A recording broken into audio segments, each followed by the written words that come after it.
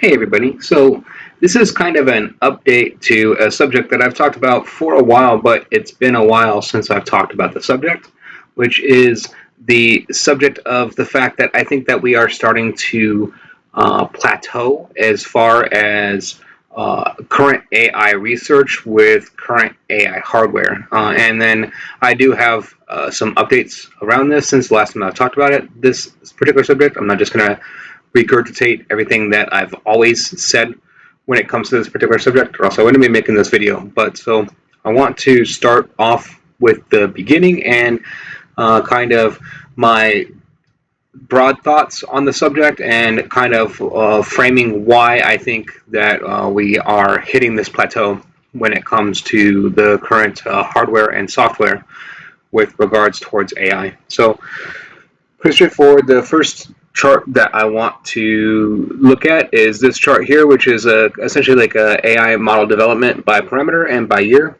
and parameter count. And then so we can see that it starts with AlexNet, which was around a 61 million parameter model in 2012. And then GoogleNet is putting out 40 million parameters.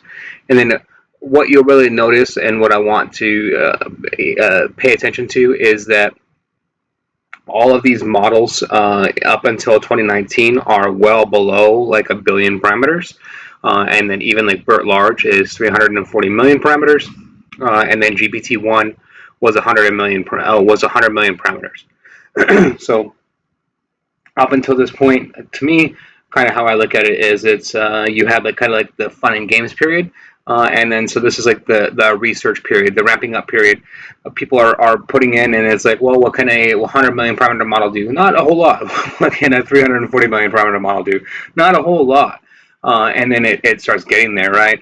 But then if you know your history around these things, GPT-2 is around 2019 is that period where OpenAI went from a nonprofit company to a for-profit company, and then that also is coincidentally when they built their first 1.5 billion parameter model, and it's like the very first time, if you're looking at this chart, where you see that anyone builds a model past that point, right?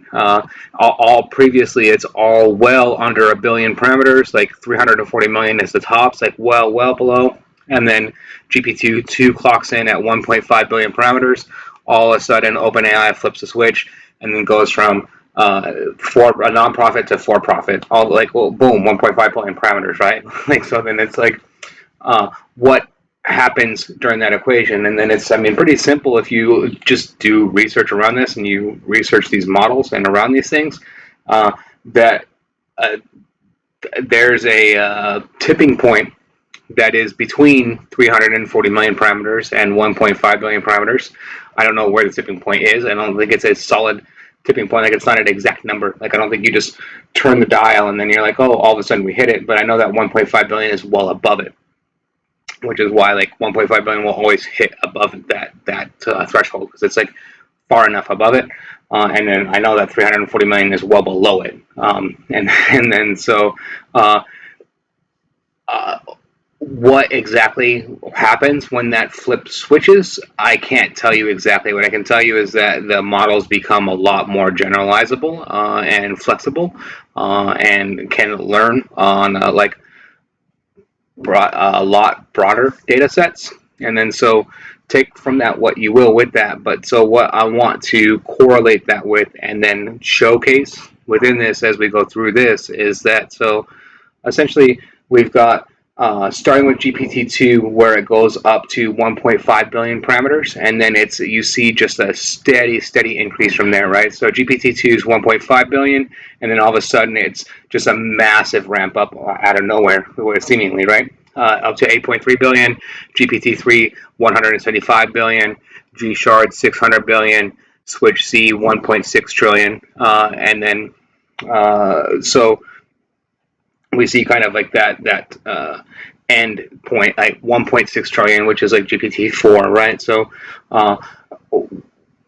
that being like kind of the peak, but then from there we see this downward trend. So Palm is at 540 billion, Chinchilla at 70 billion, and then Llama clocking in at, like, the Llama models clocking in, and they clock it here at 65 billion. and then they're anywhere from like 70 billion to 3 billion to 7 billion. And so what we see within this, and what this is showing to me, is that like where we hit that kind of like ramp period with that 1.5 billion. All of a sudden, it's like we hit 1.5 billion. People all of a sudden realize, hey, we're onto something here, right? So let's ramp up and see how far we go. So they go from 1.5 billion to 1.6 trillion, and then it's like, well, like it's significant diminishing returns, like between that 1.5 billion and that 1.6 trillion, right? Like it's not a lot. So then they start going back down, and then that's where we're at now. Is we're starting to go back down on this scale, and then reinforcing this kind of more. This is from Hugging Face, and then these are the from their LLM benchmarks, and then this is their tab of metrics evolution over time, specifically for open source models within this. And then so what we can see within the metrics over time, and on both these charts, it shows the same thing, where kind of like at if you see, you notice like a big spike in the middle of the, like kind of like the middle period of 2022 to 2023, like that is the release of the llama model. So like llama, vicuna, and then during that period, and then so you have rapid growth during that time, right? All of a sudden, like okay, those models get released to the open source community. All of a sudden, you see a massive spike in the charts that gets generated here. You can see actual impact by looking at the data.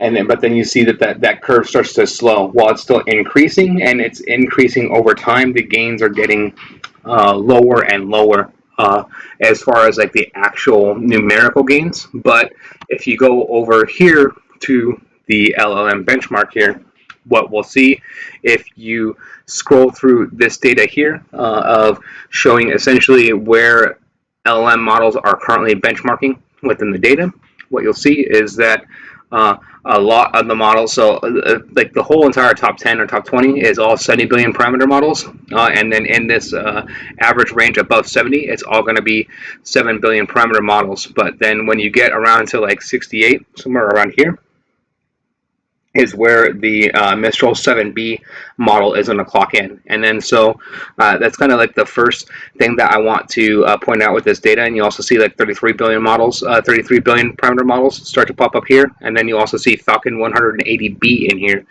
as well. And then so those three discrepancies within this data and those three kind of like outliers are kind of what I want to point out within this, is that once you start getting into this range, like this 68 range, which when we're looking at this metrics over time, 68 was like the up until like mid June of this year was like the very top, the very peak, right? Like nothing was above 68 on the graphs, and so, but within that threshold, we can now get 7 billion parameter models up to that threshold, right? So while we're showing a significant, like while we have a plateau as to like the peak of the performance, what we're noticing is that like these smaller models, 33 billion parameter models, 7 billion parameter models, 13 billion parameter models are starting to be able to perform just as well as the 70 billion parameter models and the bigger models like GPT 3.5, GPT 4, and BARD. And we're starting to get to those thresholds with these much smaller models. I've been saying it personally for a while. Like I have a 1.5 billion parameter model that you can put out there against anything, and it'll hold itself up. And so to me, it's that threshold and that cutoff of somewhere around 775 million parameters. I don't know exactly where it is, but as long as you're above that, you get kind of that generalizability. And like I bring that up, I've seen a few recent papers and a few recent arguments around testing models that like they say that like transformers can't generalize, and like kind of like disputing these kinds of arguments, and what I'm saying in this video. My direct response to those types of things are that like those types of videos and studies and research, the papers that are put out, are like they're setting the arguments up for failure in those instances, because they're measuring those the like the 10 million, they're measuring models like way down here, right? Like 24 million parameter models, 30 million parameter models, and then agreed, a 30 million parameter model can't generalize. Like, there's no question. I would never argue that. A 100 million parameter model isn't going to generalize. Same thing with 340 million parameter model. Like, there's no question about that. So if you want to make that an argument, no one's going to argue that with you. If you want to argue if a 30 billion parameter model can generalize, that's a different argument, And so that's where it's that nuance gets into there. And then so to me, though, the big thing that I want to point out and illustrate and leave on this video is that when I think you see a lot of talk recently with in regards towards AI regulations and like kind of like regulating the industry and things around that. I think that a lot of those regulations, just in my personal opinion, are from these larger companies trying to build up a personal moat around this. There's currently, as like Google's famous quote a few months ago, no moat around any of this. And then so the only way that these tech companies are going to get any sort of moat is through artificial regulations at this point. It's literally how it goes. It can only go into their favor because this equation works out so far against them. And then they've essentially put their eggs into this basket. And then so to me, it's kind of a unique situation. I am completely honest with all sides and all fronts of what I view with regards towards this AI development equation. I think that there's good sides and downsides, and there's pluses and minuses, and players that have different interests within this. And then the corporate interests are definitely at this point to fearmonger the public in order to get artificial regulations so that they can get some sort of artificial threshold and foothold within this so that they can build up a moat, because right now they have no moat, and that's rule number one of business within this. So everyone knows it. Everyone that knows about this knows that that's the position that they're in. And so to me, that's kind of the general struggle, and why you're seeing so much about this is because the corporate interests are actually the ones that want and are pursuing this, because it's the only way that they see that they're going to get actual value out of this in the end, at the end and of their investments. So, like this type of content, please like and subscribe. Thank you very much.